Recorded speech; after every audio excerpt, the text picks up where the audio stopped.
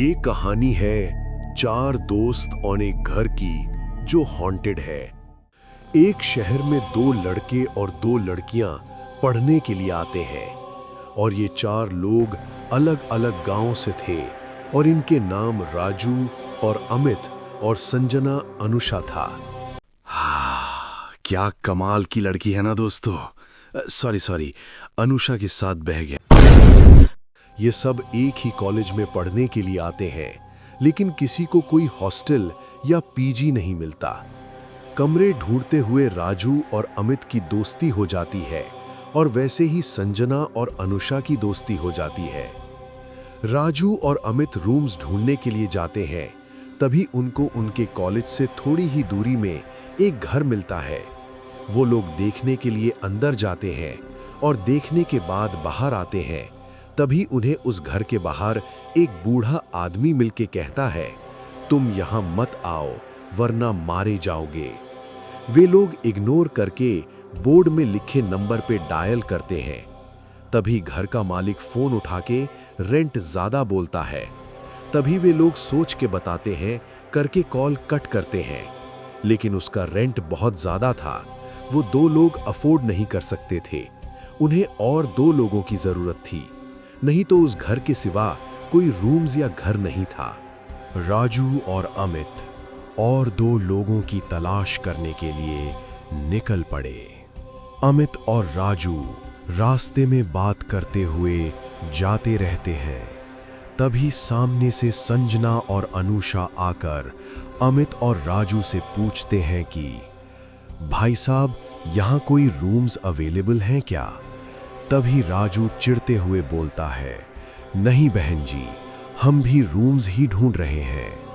तभी संजना बोलती है, बहन जी किसको बोल रहे हो?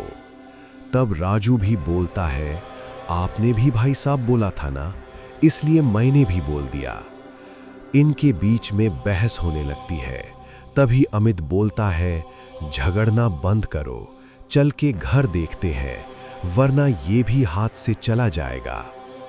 वो लोग वहां से निकल पड़े। चलते चलते अमित ने कहा कि यहाँ एक घर है, लेकिन रेंट ज्यादा बोल रहा है। आप दोनों को अच्छा लगे तो हम चारों रेंट शेयर करके रह सकते हैं। तभी संजना अनुषा से बोलती है, वैसे भी हमको कोई रूम नहीं मिल रहा, थोड़े दिन इनके साथ रह लेते हैं, जब रूम मिल जाए तो चले जाएंगे। ये बोल के चारों उस घर में शिफ्ट होते हैं। शिफ्ट होके एक मंथ गुजर जाता है। इन चारों में बहुत पक्की दोस्ती हो चुकी थी। एक दिन अमित कहीं से उईजा बोर्ड लेके आता है और सबको बोलता है कि आ जाओ खेलते हैं। राजू को उईजा कैसे खेलते हैं पता नहीं। राजू पूछता है, ये क्या है, इसको कैसे खेलते हैं? तभी अमित बोलता है कि इसको खेलना कोई मुश्किल का काम नहीं और इससे आत्माओं को बुलाया जा सकता है और उसमें बहुत मजा आएगा। राजू थोड़ा डरने लगता है और राजू बोलता है, नहीं, आत्माओं के साथ मजाक नहीं करना चाहिए। तभी अमित बोलता है, अरे यार कुछ नहीं होगा, हम अच्छी आत्मा को बुलाते हैं। अमित सबको खेलने के लिए मना लेता है और सब मान जाते हैं और खेलने शुरू करते हैं।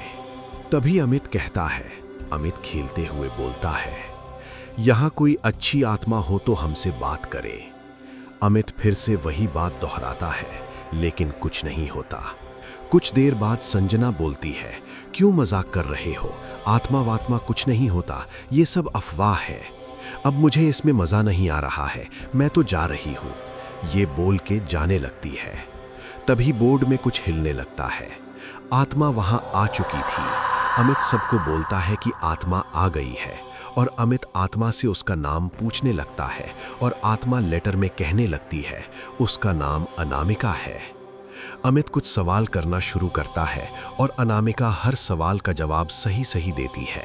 सबको यकीन हो जाता है कि वो असली आत्मा है। लेकिन अमित सबको खेलने के लिए बोलता है, पर ये नहीं बोलता वीजा बोर्ड के कुछ रूल्स हैं। उसके रूल्स ये हैं, जब खेल शुरू होने से लेकर खेल खत्म होने तक कोई भी अपनी जगह से नहीं हिल सकता, और जब आत्मा आ जाए तो कोई भी मौत या जिंदगी के बारे में बात नहीं कर सकता और आत्मा की बीती हुई कहानी के बारे में बात नहीं कर सकता। अमित ने जो जो सवाल किया उस सवाल में ये सब बातें पूछ चुका था, सिर्फ एक बात को छोड़ के, वो आत्मा अच्छी है या बुरी। ये सब रूल्स अमित को भी पता नहीं था, लेकिन किसी को पता नहीं था कि वो आत्मा उसी घर में मरी थी। अब वो उन सब से बदला लेने वाली थी जिन लोगों ने उसे बुलाया। ऐसे ही अमित और उसके दोस्त 2 हफ्ते तक उस आत्मा से बात करते रहे। अब उन सब को उस खेल से मजा नहीं आ रहा था, इसलिए वो सब खेलना बंद कर देते हैं। खेल के रूल्स के अकॉर्डिंग खेल बंद करने से पहले आत्मा को वापस भेजना भी होता है। जैसे कि उन सबको रूल्स नहीं पता था, वो वैसे ही खेल को बंद कर देते हैं। इस बात पर आत्मा को बहुत गुस्सा आता है। आत्मा कहती है, अब तुम सबको मेरे साथ खेलने में मजा नहीं आ रहा। मैं तो तुम सबके साथ खेलूंगी, चाहे जिंदा या फिर मुर्दा। आत्मा बहुत गुस्से में थी। वो अमित और उसके दोस्तों को मारना चाह रही थी। उस घर में सब कुछ नॉर्मल था, लेकिन एक दिन संजना की तबीयत खराब हो गई थी, इसलिए और 3 लोग संजना को उस घर में अकेले छोड़ के कॉलेज चले जाते हैं। अब संजना घर पे अकेली थी।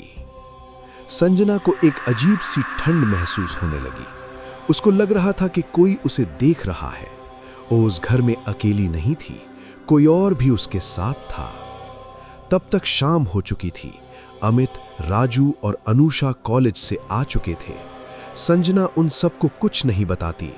अनुषा संजना से पूछती है, अब तुम ठीक हो? संजना बोलती है, नहीं यार, मैंने टैबलेट ले ली है, कल तक ठीक हो जाऊंगी। ये बोल के वो अपनी रूम पे चले जाती है। रात को संजना के सपने में कोई लड़की सुसाइड करते हुए दिखाई देती है। संजना घबरा के नींद से उठ जाती है और अपने चारों तरफ देखती है।